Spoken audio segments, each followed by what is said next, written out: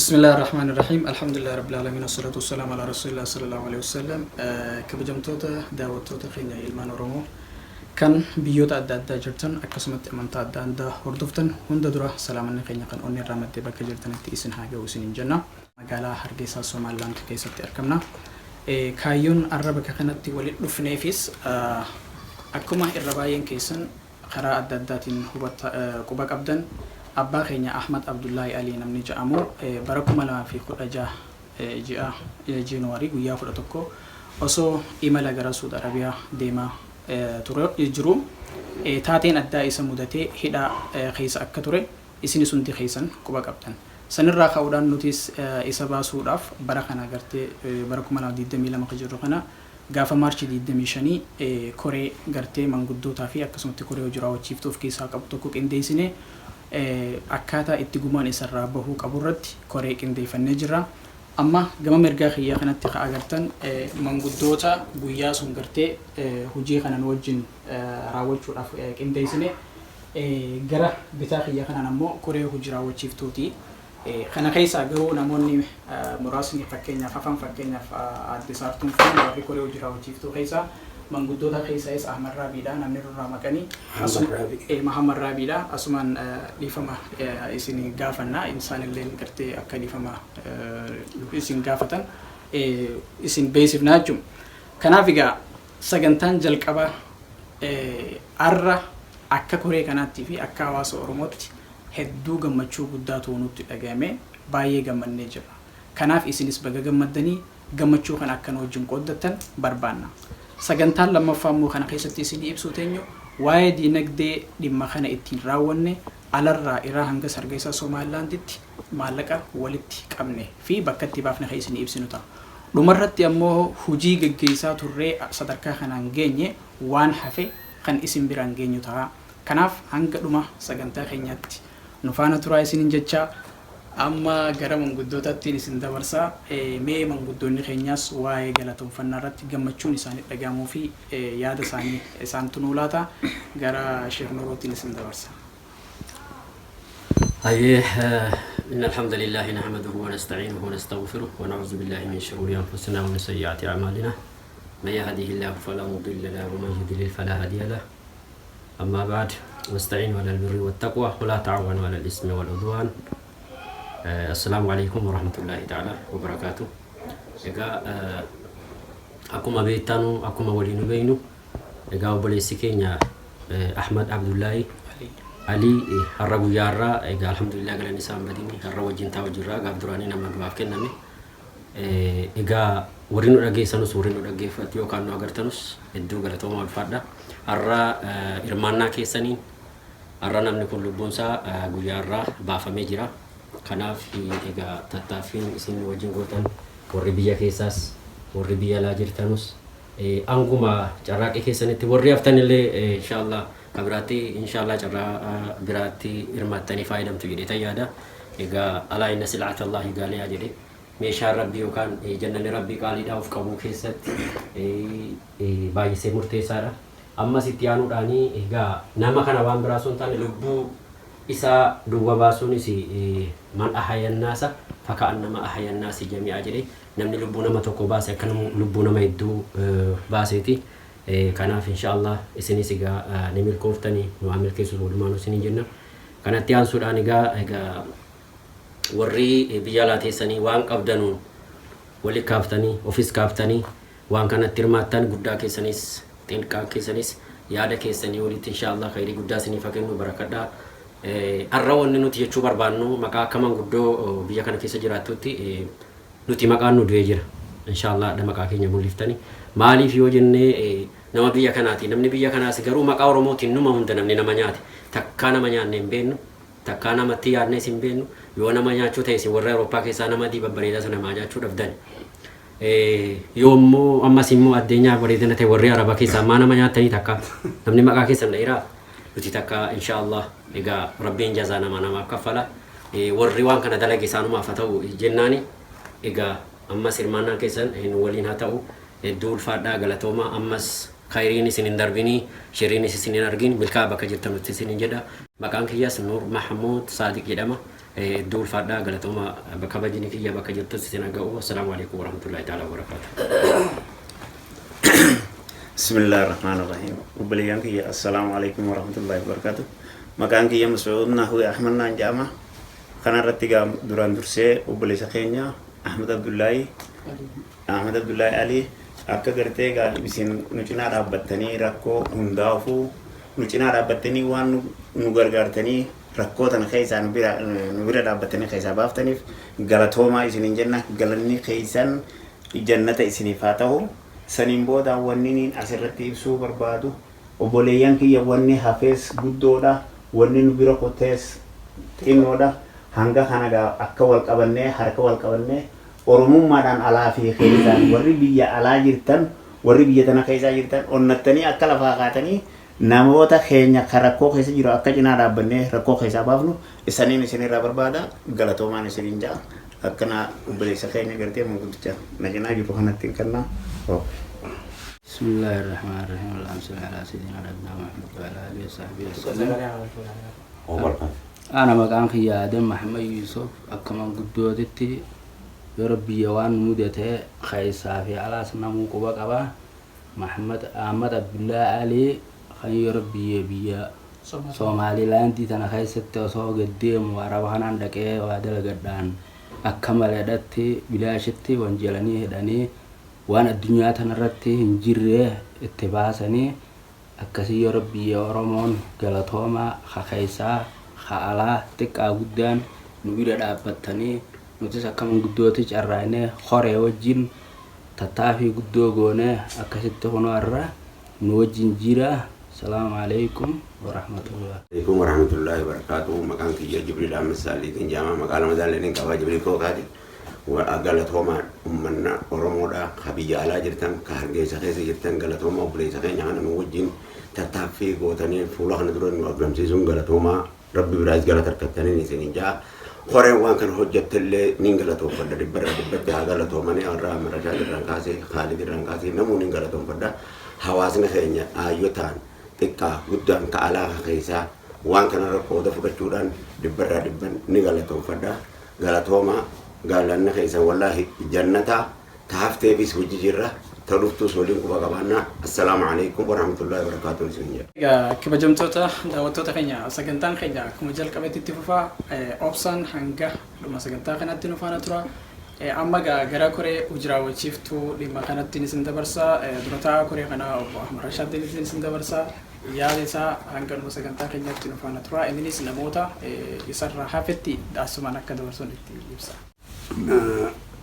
ummanni ta duraan duraa koreen as jirtan tun hundi keessanuu galatooma isiniin jechuun barbaada. Namni kun hundinuu oromummaa fi rabbiif jecha gaafa duraa walitti dhufnee akkuma obboleessi kiyya kaasee baatii bara kana keessaa bara 2022 ji'a sadaffaadhaan ji'a lammaffaa eegallee ji'a sadaffaa guyyaa 25 wixinee mataa walitti hine achirraa kaanee obboleeyyan kiyya hanga gaafa gartee hidhaa baafnutti guyyaa tokko irra fillee jechuu barbaadetti. Koreen manguddootis hojii raawwachiitu tuni sun diisii halkanii guyyaa yaada kana irratti xiyyeeffannee halkanii alaa fi keessa irratti hojjennee iddoo har'aan tana geenyu kana geenya alhamdulillah garanne kan rabbiiti. Ta duraa rabbii ol ta'eef galata galchina. Lammaffaa immoo koree wajjin hojjenneef galata galchina. Sadaffaa immoo warra waan kana hundi nu bira dhaabbate alaa fi keessan hundi ilmaan oromoo addunyaa kanarra jirtan hundi keessanuu galatooma jechuu barbaanna. Kanatti aansuudhaan warri biyyoota alarraa agartee jalqaba nama qunnameen qaba. Tokkoon isaanii maqaa dhoofa osoo hin ta'in akka dura taa'aa waan san garee itti nurraan geesse gartee maala nutti ergame irratti dubbachuu barbaada. Nama jalqabaa qunname keessaa Mustariyaa Mukhtaar haa galatoomtu.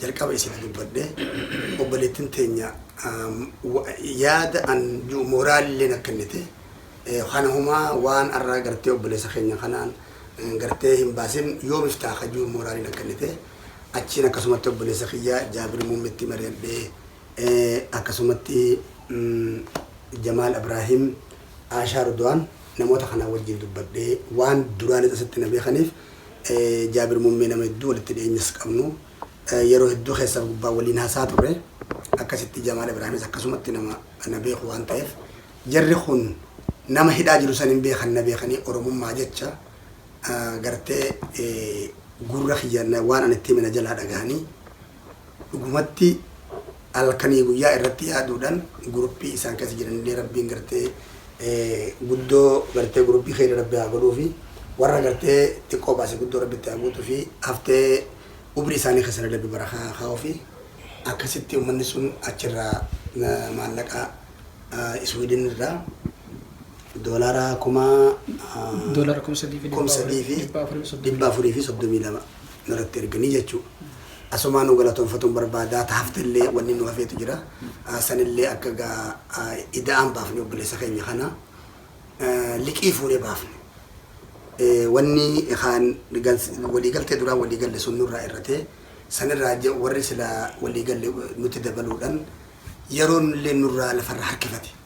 Sababa liqii nuti dabalame jechuudha. Dirqamnee immoo waliigaltee waan hin jirreef osoo nuti maallaqa kana gartee guurruu barbaannu lubbuu gurbaa kana waliigalteen keenya waan mana murtii hin jirreef gaduma baasanii guyyaa ajjeesan murteessuu waan daldaniif gara liqiidhatti obboleessa keenya kan amma hidhaa jiru Abdulmaalik Musee Oldoo waliin mari'anne aboo nuti kara keenya liqii fuudhaa jennaan liqillee yeroo sanatti gaa namni keenya ni beektan jireenya argisaa namni asirraa deemanii beekanii humaan qabnu hayyee liqiin isinii fuudha akkamiin hojii aboo gaa lubbuun isaa bahurra liqii fuunee nama gartee mataa jiru irratti gartee mataa maran jedhanii kanaaf jecha obboleessa keenya kana gabbaafnee liqii uummata Oromoo dilatana abdannee uummata akka ofiin qabne abdannee akkasitti doolaara 2,000 gara keenyan waliigala doolaara 4,500 wanni suni gara doolaara 2,000 akka kafallu waada fudhannee abduma teessan itti seennee jechuudha. Alhamdulillah khalee isaan jirre haasofna arrahunoo alhamdulillah Ahmad Abdullahi Ali waliin teenye haasofte jirra jechuudha. Alhamdulillah kun galanni asaati waan naafi boodarraa ittiin deebi'a. Tole, assalamu alaikum warahmatullahi wabarakatuhu. Obboleeyyan kiyya katika guddaa ilmaan Oromoo bakka jirtan itti kagartee salaamni kiyya gartee kabajamaan kan onnirraa ka'e isinaa ga'uu isiniin jedha. Kanatti aansuudhaan wanni guyyaa har'aa kana bakka kanatti walitti dhufneef yookaan isin dubbisuu barbaanneef uummanni Oromoo katika ka guddaa warreewwanni gartee waa'ee obboleessa keenya gartee tiniin Ahmad Abdullahi Ali kanatti nu bira dhaabbate gammachuu isaatii fi galatoonfannaa ilmaan Oromoo kan biyya keessaa dursee wanni isin galatoonfachuu barbaadu hawaasa Hargeysaa ka gartee tiniin Hargeysaa tana keessa jiru manguddoo fi akkasuma gartee tiniin koree tola ooltummaa jalaa dhageettanii dhaamsa keenya dhageettanii ergaa keenya dhageettanii waan silaa isinirraa barbaachisu tola ooltummaa kanarratti qooda fudhattan kan xiqqaa ka guddaa bakka jirtanitti galanni keessan guddaadha. Galanni keessan jannata rabbii haa ta'u isiniin jechuu barbaanna. Akkuma san manguddoon waan kanaan yaadaanis qaamaanis nu bira dhaabatan manguddooleen dhimma kana qofa osoo hin ta'in dhimma Oromoon rakkattuu fi dhimma Oromoon waa taatu keessatti nu cinaa ilaa har'aatitti gaafa nu hin jirreef gaafa nu jirrullee waa'ee Oromootitti rakkamtan kaas jiruuf kaas hin jirrellee isin galatoonfachuu barbaada. Kan itti aanu immoo ilmaan Oromoo bakka jirutti wal dhagahaa warri biyya alaa warri dhaamsaa obboleeyyan keenyaa dhageettanii obboleessa keenya akka rabbi lubbuu baasee nu cinatti argamee maatii isaatitti illee deebi'uuf garteetiniin abdii horatu takkatti nu bira dhaabbattan ka xiqqaa ka guddaa ka dhiiraa dhalaa bakka jirtanitti garteetiniin galanni keessan guddaadha. Rabbi jannataan isin haa badhaasuu jechuu barbaada. Kan biraa nuti akka koree tola ooltummaa kanatti wanni nuti gartee uf qabnee ammaa fi uf duratti illee niyyaa keenya keessa jiru rabbiif jecha ilma Oromoo rabbiif jecha bira dhaabbanna waan dandeenyuun ka jedhutu nu keessa jira. Akkanatti garteetiniin isinillee warra yeroo hunda nu cinaa dhaabbatu isin haa godhu. Ammaaf ammoo amma boodallee isin qabna akkuma obboleessi keenya jee liqii hambaata nurra jirtu tanallee nurraa baaftan jennee abdii qabna. Akkasuma ammoo geessaa isaallee harka duwwaa maatii isaa sanitti hin erginu nu cinaa dhaabbattan jennee akkasuma abdii qabna. Galatoomaa isinis baga gammaddanii nulleen baga gammanne gammachuu tana tafiixa baatu nu haa godhu. Akka asiin dura eegaluun gammachuun waan feete nama gootii akka baratamee jiru maqaa kiyyallee isin ibsuun dagadhe. Akkasuma maqaan kiyya Awwal Usmaan Khalil jedhama. Bismillah, alhamdulillahi rabbil alamin. Wassalatu wassalamu ala ashrafil anbiya'i wal mursalin nabiyina Muhammadin wa ala alihi wa sahbihi ajma'in. Amma ba'd. Kuma obboleeyyan keenya manguddoodhaa fi koreen gartee tola ooltummaadhaa dubbatanii gartee haasaanu ibsanitti anilleen ida'ata kanaa wanni inni jechuu barbaadu jira. Ummata keenya ka Oromoodhaa ka gartee Eeshiyaadhaa fi biyya Suudiitii fi biyya Awurooppaa keessa jiru hedduu galatoonfachuudhaan barbaada. Maaliif iyyineeti Oromoon akka jette yoo abbaan iyye firri dirmata. Nuu haa takka harkaan qabne nuu shilingii takka harkaan qabne biyya ambaa biyya Soomaalee biyya Ifiifoo rakkattoo keessa jiru kana lafaa kaanee isinitti iyyine obboleeyyan keenya iyyansa nuti iyyine nuuf qeebaltan ummanni Awurooppaa jiru Oromoon Awurooppaa jirtu Oromoon gartee Saudi Arabiyaa keessa jirtu nuuf qeebaltan. Akkuma isin nuu qeebaltanii maallaqa nuu ergitan sanitti obboleessa keenya du'a duraa baafne. Fiiduu ammaan dura isinii waraabne keessatti nuu yaadni jiru nuu bobooyuu isiniif waraabne fiiduu. Laakiin alhamdulillah har'aan tana nuu akka ajaa'ibaa gammadu gammachuu isinillee nuti gammadanii kana fiiduu tana isinii waraabne obboleeyyan keenya ammaas waa takkaa jira. Wanni takkitti hin jirtu obboleessa keenya kana maalee nurraa irrateeti. Akkasitti namni liqii nuu fuudhe namni Soomaaliidhaa jechuudha. Abdu Malik Muusaa Oldoo namni jedhan dooraal 2,000